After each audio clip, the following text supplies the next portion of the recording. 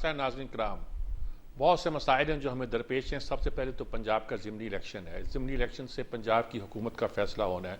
पंजाब की हुकूमत के फैसले से वफाकी हुकूमत के इस्तेहकाम या अदम इस्तेहकाम का मामला भी तय पा जाएगा। बहुत इंपॉर्टेंट इंतखाबात हैं। इसके बाद कोई चैन सुकून नज़र भी नहीं आता बहुत से लोगों को। कहते हैं कोई वो जीत गए या वो हार गए या वो हार गए या वो जीत के, कुछ भी होगा। बात की सूरत हाल कोई समूथ नहीं है, हमवार नहीं है, रास्ता खासा नाहवार है और इस तरह की बहुत सी बातें जो इस हवाले से कही जाती हैं। ये तो एक बात रहेगी। दूसरा, हमें IMF से पैसे मिल गए हैं और पैसे मिलने पर हम लुडियाँ डाल रहे हैं।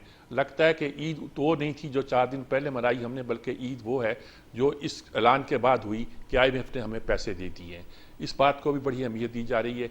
और सुप्रीम कोर्ट का फैसला, एक तारीखी फैसला जो आया है और जिसके आने के बाद बहुत सी बातें ज़ेर गौर आई हैं।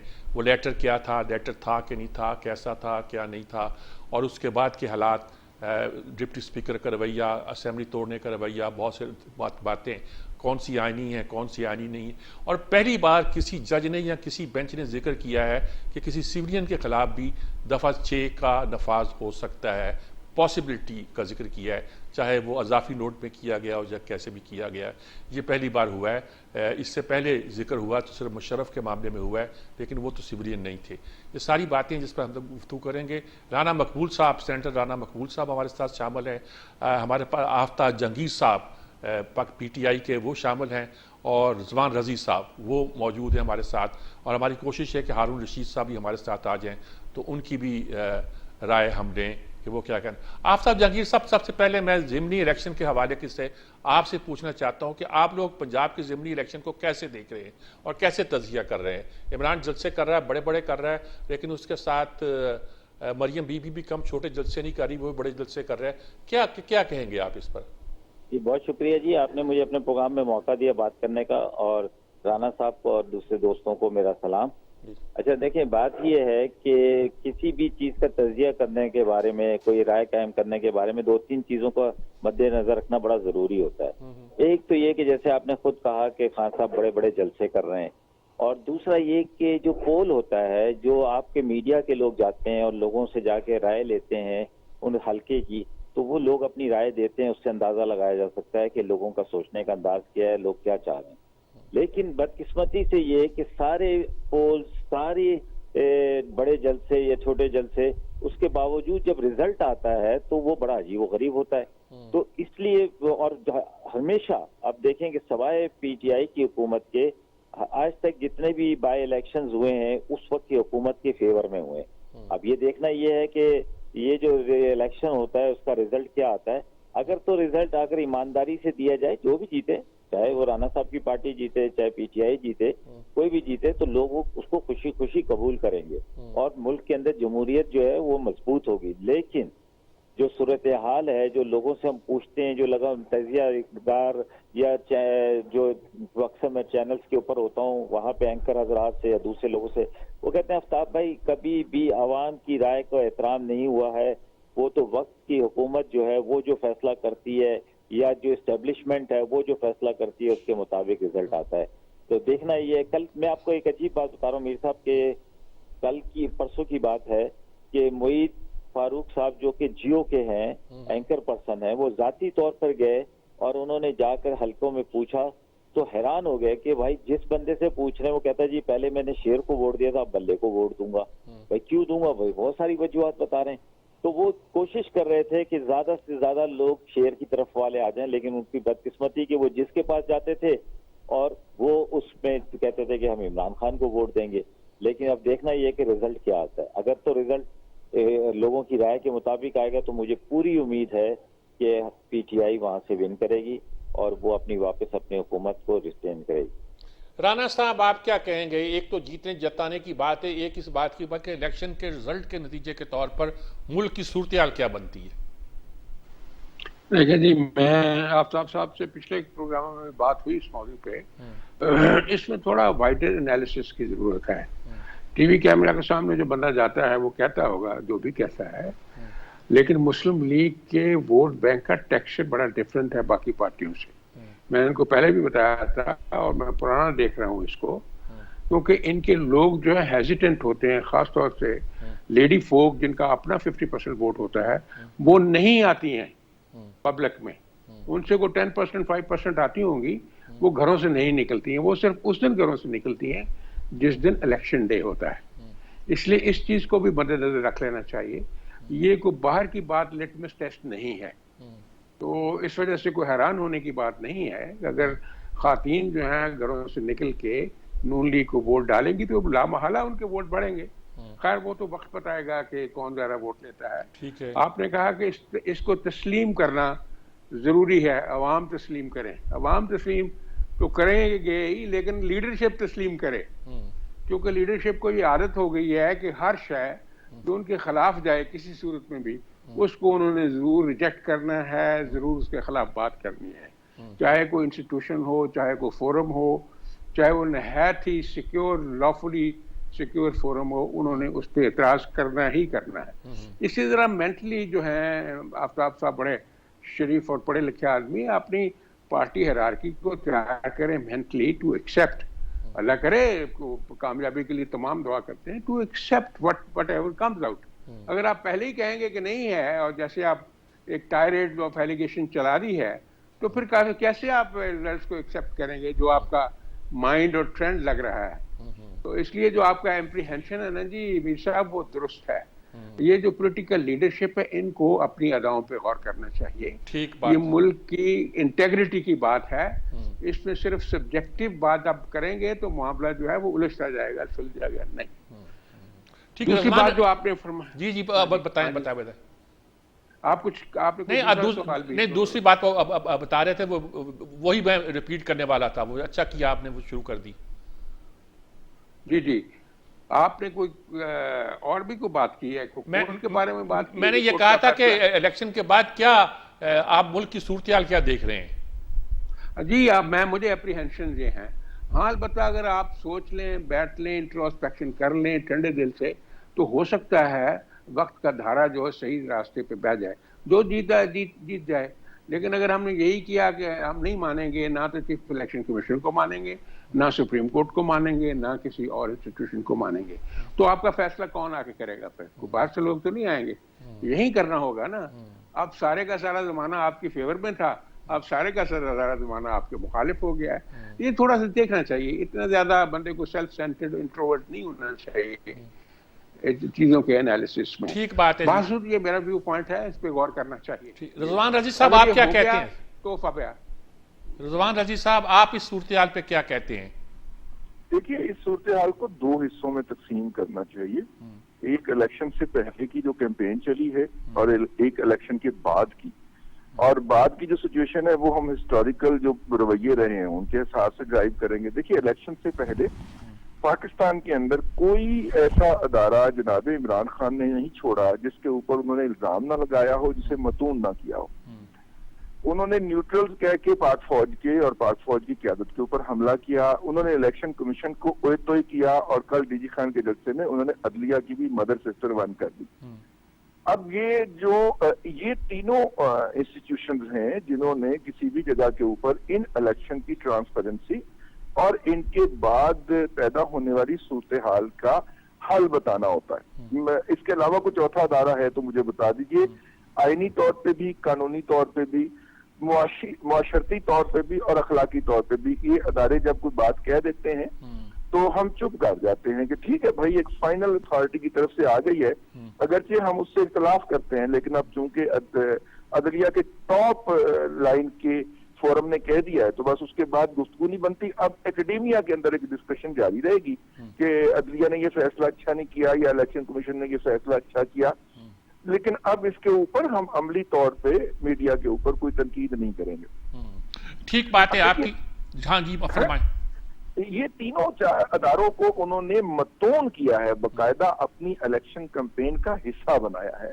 और उसके अंदर एक बात उन्होंने कही है और वो ये है कि हम 20 की 20 सीटें जीते हुए हैं। इसका मतलब है कि अगर वो 19 भी जीते तो उन्होंने कहना है कि एक पे ठान ली हुई है। वो अपनी तरफ से, अभी मेरे से पहले पीटीआई के साहब बात कर रहे थे, वो अपनी तरफ से क्लीन स्वीप करके बैठे हुए हैं। और अगर उनमें से एक सीट भी पीटीआई हार जाती है तो इसका मतलब है धांधली होगी।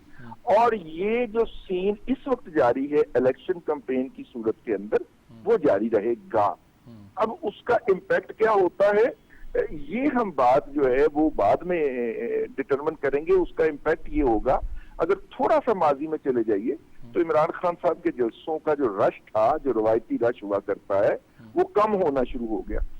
इलेक्शन के जो जलसे होते हैं उनकी एक खास केमिस्ट्री होती है, उसमें कैंडिडेट के अपने बंदे भी होते हैं, वो घेर के लाता है, क्योंकि जितना बड़ा जलसा वो लीडरशिप के सामने। हमारा राब्ता उनसे मुनक़ते हुआ है, लेकिन इसी के साथ हम एक ब्रेक पे भी जा रहे थे। ब्रेक पे जाते हैं, ब्रेक के बाद दोबारा हाजिर होते हैं।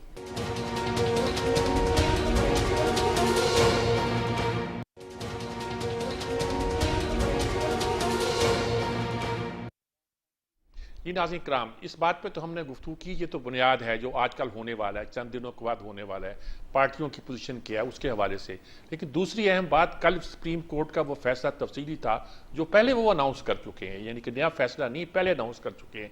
इस पर भी कुछ लोग एतराज़ करते हैं कि ज़िमनी इंतखाबात से पहले 3-4 दिन अनाउंस करने की क्या ज़रूरत थी। बहरहाल सुप्रीम कोर्ट ने अनाउंस किया है और उसमें उन्होंने ये कहा है कि ये जो साजिश की थियरी थी ये हमारे सामने प्रूव नहीं हो सकी। ये एक तो बात उन्होंने ये कही। दूसरी, उन्होंने डिप्टी स्पीकर के फैसले को जो असेंबली जो नल एंड वाइड करार देने का मसला था, नो कॉन्फिडेंस मूवमेंट को, उन्होंने कहा ये उसका इस्तेहकाक नहीं था, ये असेंबली का है। और इसमें तीसरी बात ये कही गई कि फिर असेंबली तहलील करने का वज़ीर आज़म का फैसला भी गलत हो जाता है। ये एक असूली बातें हैं जो कही गई। लेकिन इससे ज़्यादा अहम बात यह है कि कल फवाद चौधरी ने उस पर बहुत सख्त तनकीद की। चंद दिन पहले सुप्रीम कोर्ट की बहुत तारीफ हो रही थी, अब उसकी बहुत एक तरह के मुखालफत भी हो रही है और उसके फैसलों के बारे में बड़े सख्त लफ्ज़ कहे जा रहे हैं, जजों के बारे में भी, जर्नैलों के बारे में भी। ये पीटीआई किस समत जा रही है, यानी एक तरफ वो एस्टेब्लिशमेंट से टकरा रही है, दूसरी तरफ आवाम की कुव्वत पर इन्हिसार कर रही है, तीसरी तरफ वो चाहती है कि हमें हराया जाएगा। एक मिस्टर एक्स है, एक मिस्टर वाई है। कुछ लोगों को ये भी मालूम है मिस्टर एक्स कौन है, मिस्टर वाई कौन है, लेकिन हम उस पर नहीं जाते। हम सिर्फ इस बात पे करते हैं कि इस रवैये से मुल्क की सियासत को फ़ायदा पहुँचेगा या नुकसान पहुँचेगा। आफ्ताब साहब, पहले आप ही इस बात पे बताइएगा कि आपका क्या मौक़िफ़ इस मामले में।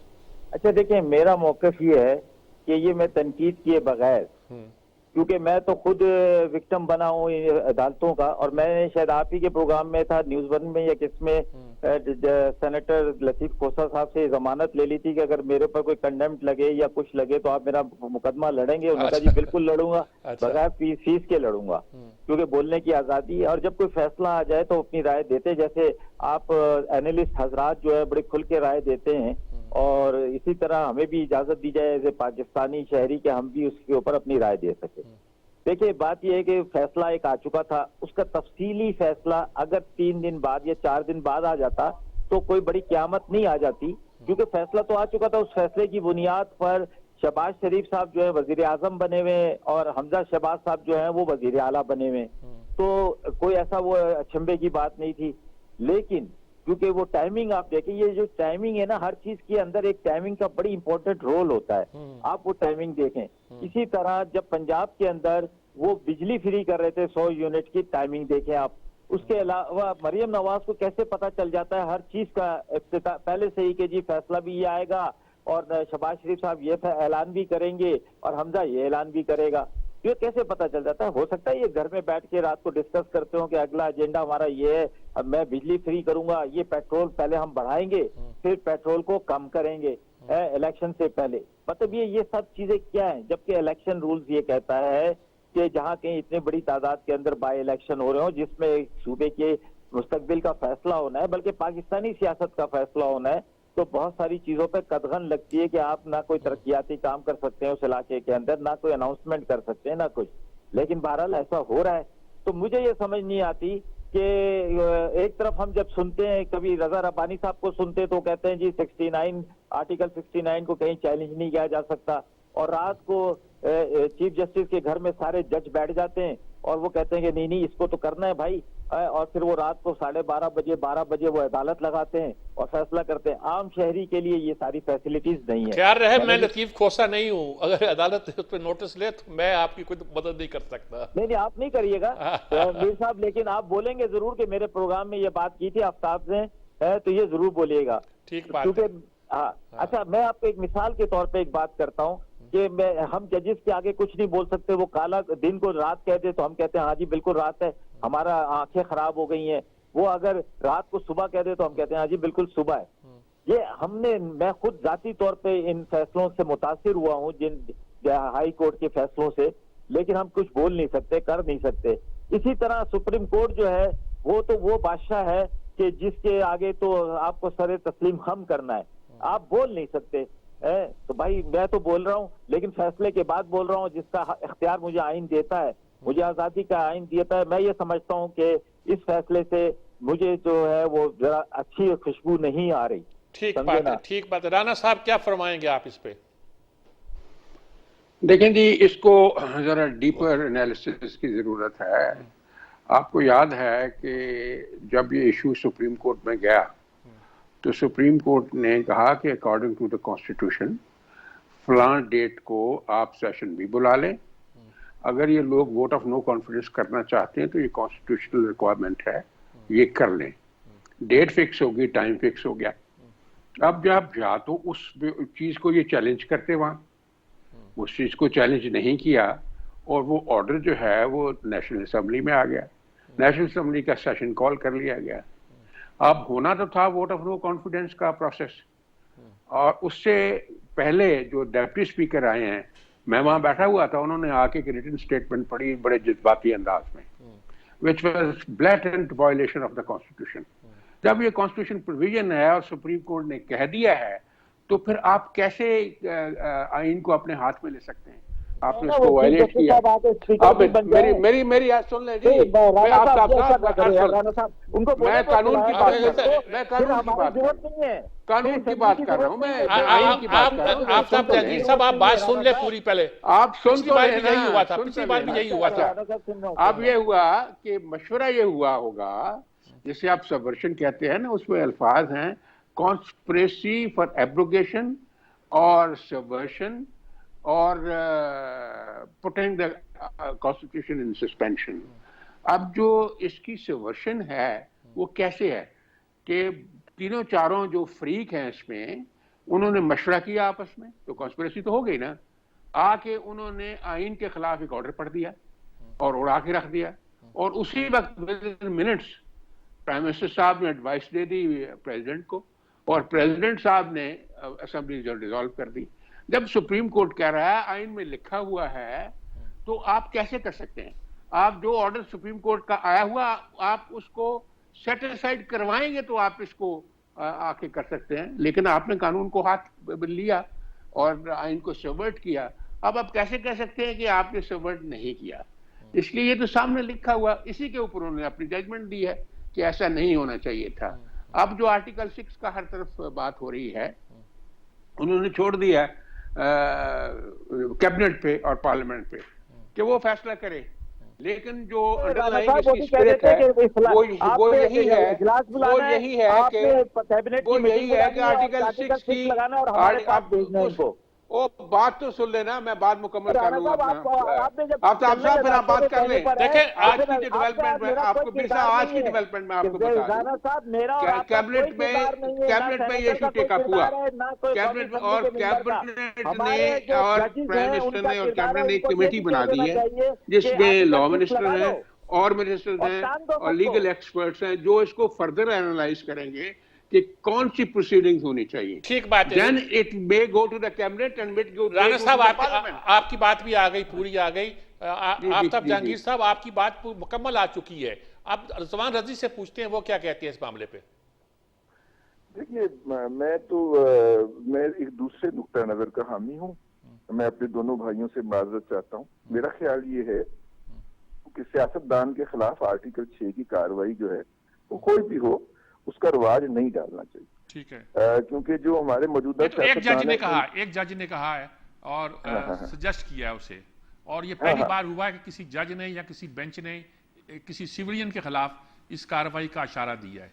जी जी जी, नहीं, मैं ये अर्ज कर रहा हूँ कि वो नहीं रिवाज डालना चाहिए, क्योंकि आज जो हुकूमत में है कल अपोजिशन में होंगे, और आज जो अपोजिशन में है वो कल हुकूमत में होंगे। तो अगर ये रिवाज चल निकला तो ये ज्यादती हो जाएगी। मेरा ख्याल है कि पार्लियामेंट को इस पे बैठ के गौर करना चाहिए, और अगर इसकी कार्रवाई शुरू करने की नौबत भी आए तो उसे पार्लियामेंट की मजबूती के लिए पार्लियामेंट की स्टैंडिंग कमेटी के सामने उसे करना चाहिए, ताकि पार्लियामेंट स्ट्रेंथन हो। पहली बात है, क्योंकि वो तो कहते हैं कि हमने इस्तीफे दिए हुए हैं और अभी तक पर्क्स एंड अलाउंसेस दिए जा रहे हैं। आफ्ताब साहब बहुत खुशकिस्मत आदमी है, इनके साथ अदालत ने किया, इन्होंने कहा ये मुतासर हुए। मैं वो बदकिस्मत आदमी हूँ कि जिसे अदालतों ने रिलीफ फराहम किया ना।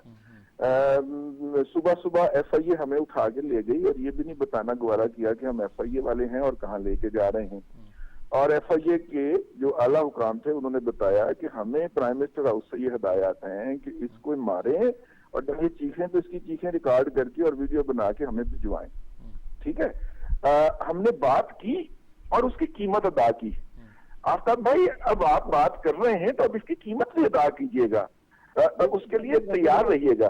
फिर दूसरी दफा सुन लीजिए, आफ्ताब भाई सुन लीजिए, दूसरी मर्तबा जब फिर मतलब कि हमने आफ्ताब भाई की सुन्नत में अपनी बात कहनी जारी रखी, तो फिर इनकी एक खातून MNA है, वो रोजाना मेरे किरदार के ऊपर हमला करती हैं। ठीक है, और रोजाना मेरे बारे में और मेरे और अपने बारे में वाहियात बातें जो हैं वो रिपीट करती हैं, लेकिन मैं उसके जवाब में कुछ नहीं कहता, क्योंकि वो खातून होने का फायदा उठाती हैं। और उन्होंने मेरे खिलाफ एक पर्चा दर्ज करवाया। इनके दौर के अंदर 4 माह पहले फिर मुझे FIA लेने पहुंच गई। यार, ये होता है बात करने का, सच बोलने का नतीजा।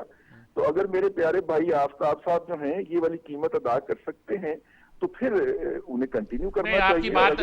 आपकी बात ठीक है, लेकिन जो मैं बात पूछना चाहता हूं कि इस फैसले से हमारी सियासत में एक हिलचुल नहीं मची, कई सवालात पैदा नहीं हुए कि अदलिया, फौज, एस्टेब्लिशमेंट, पार्लियामेंट, इनके रोल जो हैं उसको डिटरमिन किया जाए?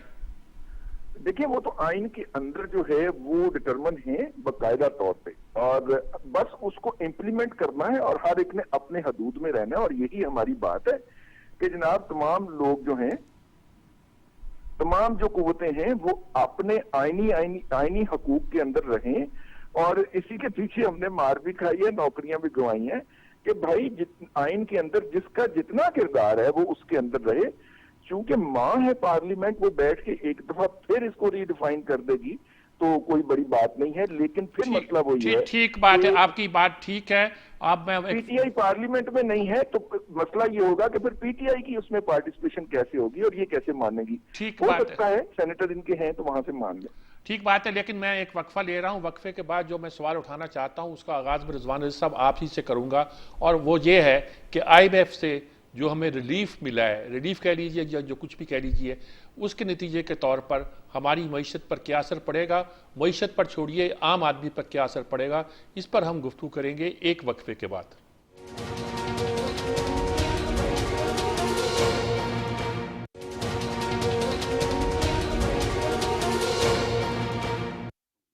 जी नाज़रीन कराम, जैसा कि मैंने अर्ज़ किया था कि IMF का एक सुई अटकी हुई थी हमारी, लगता था कि पूरा मुल्क का निज़ाम जो है वो स्टैंड स्टिल पे हो गया है।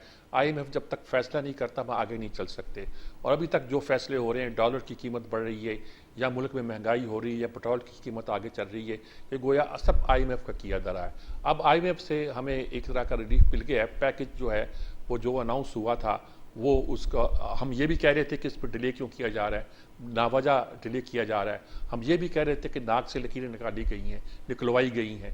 अब रज़वान रज़ी साहब, आप इस पूरे मसले को कैसे समझते हैं? मैं सबसे पहले सवाल ये आपसे इसलिए पूछ रहा हूँ कि ये आपकी स्पेशलाइजेशन है।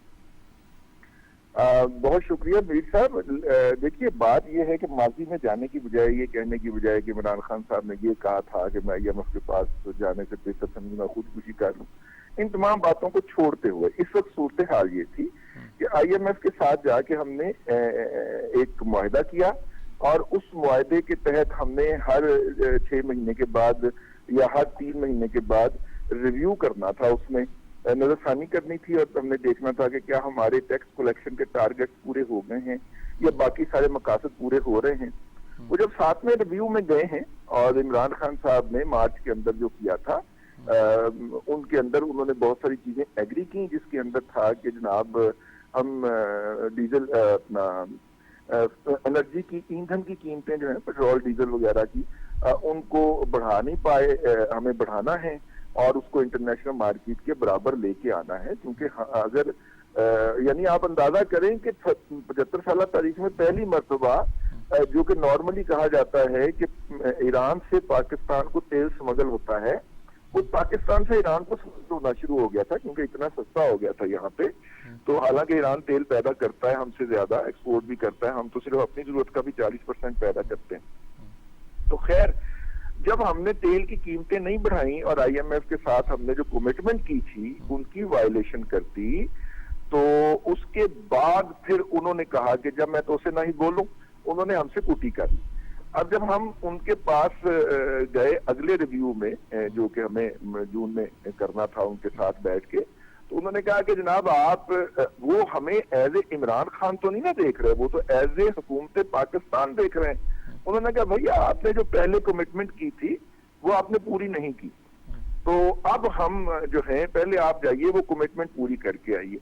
और वो कमिटमेंट क्या थी जो कि पूरी हुई, तो अवाम की चीखें निकल गई, पेट्रोल 250 का हो गया। मैं इस बात पे रिकॉर्ड पे हूं, मैंने अपने प्रोग्रामों में बेशतर जगहों पे ये कहना शुरू कर दिया था तकरीबन आज से 8 माह पहले कि भाई ये पेट्रोल जो है ये तो जाएगा 245 के ऊपर। और मुझे कोई इल्हाम नहीं हुआ था, वो जो आईएमएफ की प्रेस रिलीज पड़ी हुई थी, डॉक्यूमेंट उसकी वेबसाइट के ऊपर अभी भी पड़ी हुई है, वो जाके पढ़ लीजिए।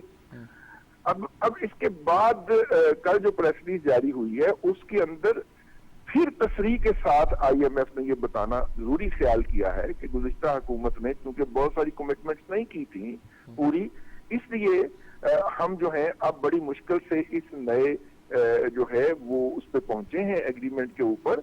और ये जो है तो हम उम्मीद करते हैं कि नई हुकूमत जो हमारे साथ कमिट करके जा रही है उनको पूरा करेगी। तो यूं हम वही वाला पैकेज जो जनाब इमरान खान साहब के वजीर खजाना हफीज शेख साहब ने हासिल किया था, उसको हमने ट्रैक पे रखा है दोबारा और हम चल पड़े हैं। इसकी मुद्दत जो है वो सितंबर 2023 तक है और $1 अरब उन्होंने बढ़ा दिया है। यूं ये आईएमएफ का पैकेज $7 अरब का हो गया है। लेकिन इसकी अहमियत इस तरह से है कि चूंकि हमारे साबिक वजीर आजम कहते थे कि यहाँ पे जरदारी और नवाज शरीफ जो हैं वो नोट बोरियों में भर के ले जाते थे, हालांकि यहाँ पे एक स्टेट बैंक का account number, treasury account number 1 है जिसमें सारी अमाउंट आती हैं। लेकिन चूंकि वो बार बार कहते रहे तो फिर दुनिया ने भी समझा कि यहाँ पे इसी तरह की अंधी पड़ी होगी, तो इसलिए हमें दुनिया ने पैसे देने बंद कर दिए, जिनके अंदर एशियाई तरक्याती बैंक भी है, वर्ल्ड बैंक भी है और हमारे दोस्त अहबाब भी हैं, सऊदी अरब है, चाइना है। तो अब हमें आईएमएफ के सर्टिफिकेट की जरूरत है ताकि हमारे बाकी दोस्त और अदारे जो हमारे करीब समझे जाते हैं वो हमें पैसे दे सकें और हम उनसे अपना बैलेंस ऑफ ट्रेड भी बेहतर कर लें। ठीक बात है, यानी हमारे लिए रस्ते खुल गए हैं। आफ्ताब जहांगीर साहब, आप क्या कहेंगे? रुकावटें डाली गई, कुछ फैसले मैं ये कहता हूँ मीर साहब, मैं ये कहता हूँ कि मैं तो हैरान हूँ कि रजी साहब को उन्होंने वजीर खजाना क्यों नहीं बनाया। नून लीग ने, उनको चाहिए था कि इनको वजीर खजाना बनाते। अच्छा, क्योंकि इनके पास तो 8 महीने पहले से ये प्रोग्राम भी कर रहे थे और सब कुछ कर रहे थे।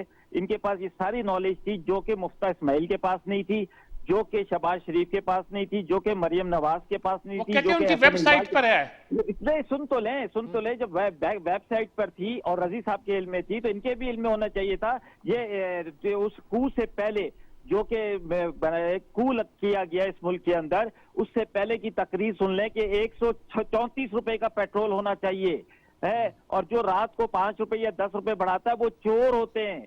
वो ये तकरीरें करते थे, वो मीडिया पे आके बैठ के बातें करते थे, आप लोगों के प्रोग्रामों में बातें करते थे। तो वो तो उस वक्त तो उन्होंने नहीं कहा कि ये ज्यादती हो रही है, इन्हें पेट्रोल की कीमत को बढ़ाना चाहिए, क्यों रोक के रख रहे हैं, इससे मुश्किलात पैदा होंगी। जो आपने आईएमएफ से मुआहिदा किया है उसके ऊपर तकमील करें। लेकिन ऐसा तो नहीं हुआ है। उसके बाद क्योंकि ये तो कहते थे हम आए इसलिए हैं कि पाकिस्तान की जो महंगाई से और पाकिस्तानियों को परेशानी से निकालने के लिए, तो हम इसलिए आए। तो अब अवाम ने भी समझा कि वाकई यार ये ना इमरान खान ने तो बड़ा महंगाया कर दिया है, ये तो कहते हैं हम तो बहुत सस्ता करेंगे। लेकिन अब जब ये सूरत हाल बनी तो वो कहते हैं, अवाम ये कहती है कि ये तो 10 रुपए बढ़ाते थे तो हम चोर कहते थे, इन्होंने 50-50 रुपए बढ़ाना शुरू कर दिए तो ये तो डाकू है। अब क्या हुआ है कि जी पेट्रोल की कीमत इंटरनेशनली जो है उस वक्त $119 थी, अब 100 से भी कम डॉलर पे जो है वो बैरल हो गया है। तो उस पर भी कल आके शहबाज शरीफ साहब ने कौम को एक खुशखबरी सुनाई इलेक्शन से 2-3 दिन पहले कि हमने जी 50 रुपए जो है, 40 रुपए जो है, 33 रुपए जो है, ये हमने पेट्रोल, डीजल, मिट्टी के तेल की कीमत कम कर दी है। तो मैं हैरान हूं कि इतने माहिर लोगों के होते हुए कि रजी साहब जैसे लोगों के होते हुए मुस्लिम लीग ग्रुप वालों को कोई पता ही नहीं रजी साहब तो एक गैर सियासी आदमी है। नहीं सर, अभी आप माजरत के साथ कि इन्होंने पूरे दो सेगमेंट के अंदर जो जिक्र किया है वो गैर सियासी नहीं था। मैं इनको बहुत पसंद करता हूं, लेकिन वो गैर सियासी नहीं था। तो मुझे ये चाहिए, इनसे ये कहता कि आपको चाहिए था कि आप इनकी काउंसलिंग करते, इनकी क्लास लेते कि भाई क्या बात कर रहे हो, पेट्रोल कैसे कम कर सकते हो आप, पेट्रोल चीनी अच्छा चलिए, आपकी बात आ गई राना मकबूल साहब, अब आप क्या कहेंगे सारी झगड़े में, क्या कहेंगे आप? देखो जी, ये एक अच्छी ओपनिंग हुई है, अगरचे लेट हुई है, क्योंकि अगर हम वो एग्रीमेंट जो किया था अगर डिफाई ना करते तो हमारी क्रेडिबिलिटी डैमेज ना होती। तो जब क्रेडिबिलिटी डैमेज हुई तो उसका रिएक्शन आया। अब आईएमएफ का सिलसिला ये है कि हमारे बहुत सारे करीबी दोस्त मुल्क जो हैं, चाइना बहुत बड़ा कंट्रीब्यूटर है आईएमएफ में, इंटरनेशनल मॉनेटरी फंड में, और बाकी लोग भी। और आपने सही कहा कि रजी साहब ने भी कि वो रिलक्टेंट थे टू हेल्प अस, क्योंकि हमने अपनी बदनामी इतनी ज्यादा खुद कर ली थी। हम अमेरिका में जाके कहते रहे हैं कि हम तो इनके गद्दे निकाल देंगे और एसी खींच लेंगे, और इन्होंने ये किया है, ये किया है, ये किया है। वहां जाके वहां को हमारा उन्होंने को मसला थोड़ा हल कर देना था। It was a horrific situation. मैं इसका आई विटनेस हूँ कि एविएशन मिनिस्टर सेनेट में आए, उन्होंने आके बयान दिया कि हमारे जो हैं वो 61% पायलट जो हैं वो जाली हैं, उनकी जाली डिग्रीज हैं।